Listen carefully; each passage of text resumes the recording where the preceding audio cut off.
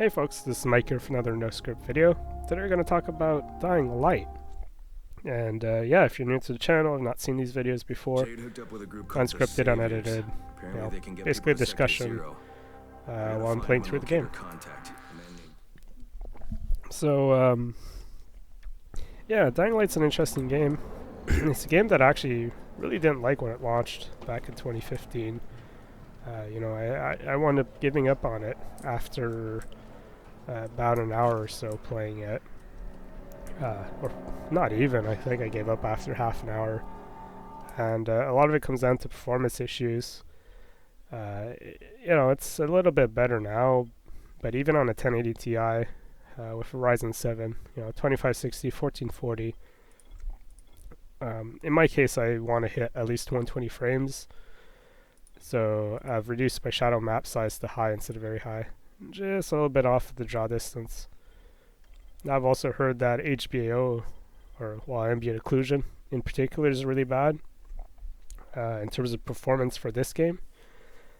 But I've not turned it off because it does add quite a bit to the picture compared to other effects. But having said that, the big issue on top of performance was a chromatic aberration. I found this game to be very difficult to play with that. I really dislike that effect. I think it looks terrible in practically every game out there. So, this game having it was not fun at all, and was one of the big reasons why I stopped playing it. Mind you, there were mods out there that tried to help. I disabled it. It wasn't all the time, didn't always work, but it worked often enough that it made it a little bit more bearable. But the other issues I had were, input lag. I still kind of have it, not as bad now, but for a game where you do have some precision on the inputs, right? You're spending a lot of time doing this running, parkouring, and that kind of stuff. Input lag, delay, whatever you want to call it. No fucking good in this kind of game with these kinds of inputs and whatnot. Oh hey, fast zombie coming in, eh? Oh, he's climbing up here. Alright, we'll climb up here. Come on. You can do it. You can do it. I know you can. He's gonna come back to me eventually.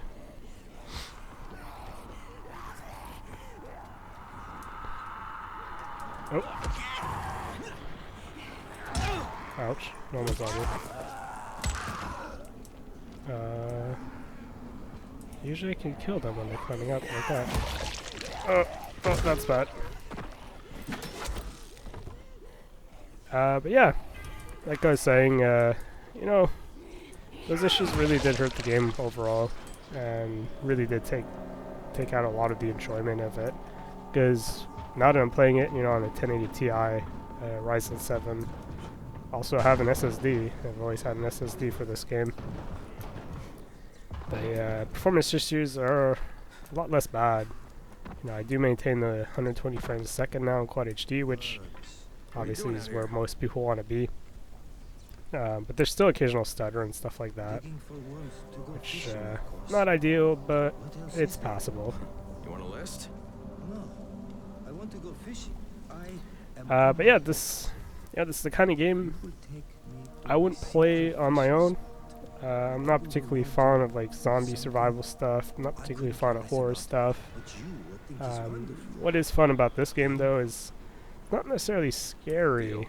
Let's get moving. Even nighttime, it can be a little nerve-wracking here and there when you're being chased, but I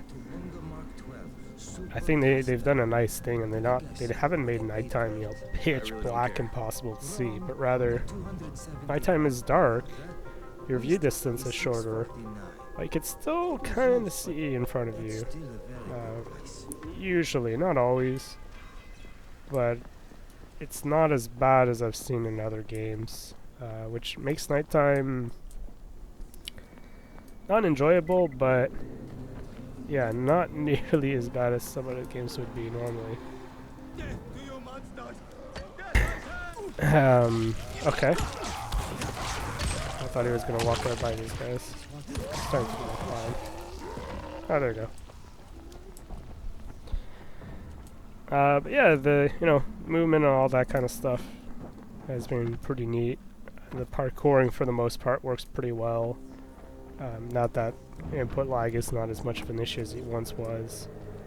The things like really dislike though is like the story's kind of interesting, but the character animations are god awful. The interactions are not super great.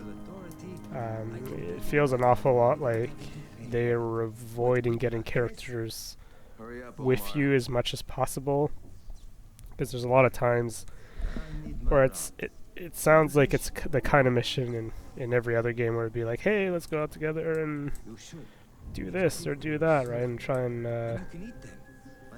rescue someone, try and get some resources, supplies, whatever.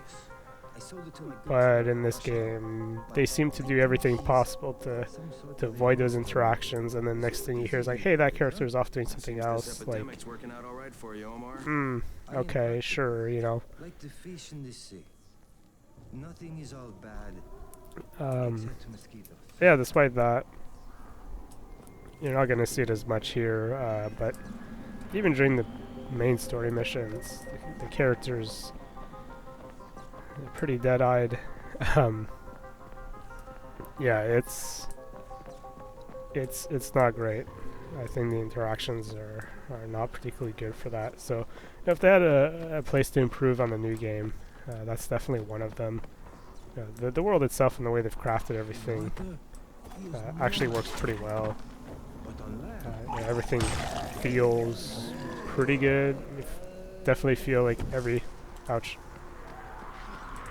almost every building and every object in this game was placed in such a way for to make that parkouring as good as possible, to make all those systems work.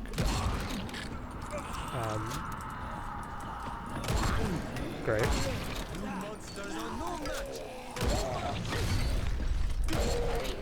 How did I not kill him? How did I not kill that guy with a shotgun?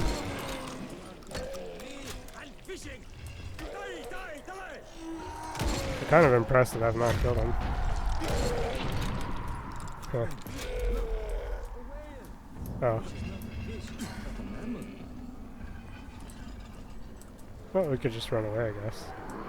It's always an option. Yeah. Not sure if there's anything else I can really think of at this point. I like the fact that the co-op progress does kind of sync between games, so even if you're playing with buddies, that all that progress I'm getting on my game definitely makes their way, to hit, or rather, all the progress I'm doing in his game. Oh boy. Usually makes its way to my game. So if he's further ahead than me, we'll jump into my game, and yeah, he gets to replay the odd mission here or there. But once we're both up to the same point, and we continue past those missions, if it's a new mission for him, it winds up counting. But on the flip side, if I'm joining someone who's further ahead than me, I complete missions. They don't like retroactively complete older ones, right? It only counts if it's a mission that was available in my game. There we go. But yeah, if they had to make a sequel, I think the biggest improvements really would be well, it would be making the characters interact in more human-like ways instead of this really awkward, they barely even animated their faces. It just looks really bad. But also, I find like there's a lot of blueprints, a lot of different things I can build. They all feel so similar. you know, yeah, there's some different elemental effects on some of these, but like, they don't feel all that different. Like a pipe and a police belt. I'm gonna say it in French, anyways. You know, or a crowbar. Or they all feel so similar. So I wish there was more actual variety between the weapons. Because, yeah, it's nice that there's a lot of options. There's nice that there's a lot of different ways you can build some stuff and craft things. But a lot of the options are just different elemental variants on kind of the same weapons. So it feels like there's it feels like there's not as many it's not as much variety as it would seem otherwise. Otherwise, yeah, I think it would be cool if they went a little further with like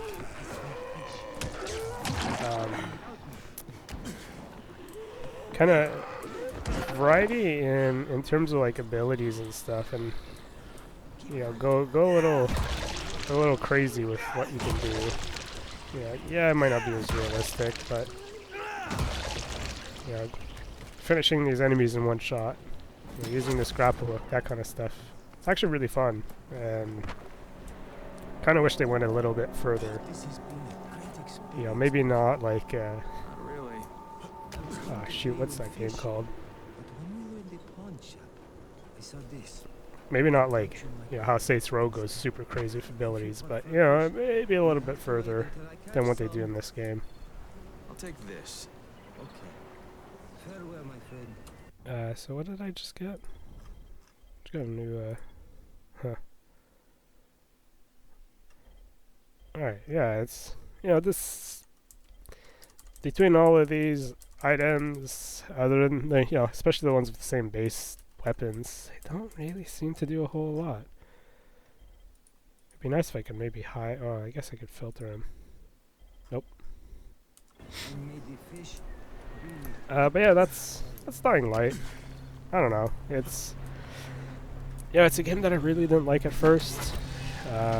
Now playing it co-op, everything seems to make a little bit more sense. Everything seems to work well.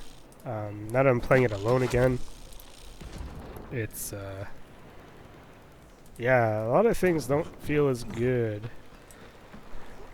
It really feels like this game was kind of tuned with co-op in mind, or maybe because co-op winds up being easier, it just winds up being a lot more fun because of that. I don't know. Not sure which way to think on this one.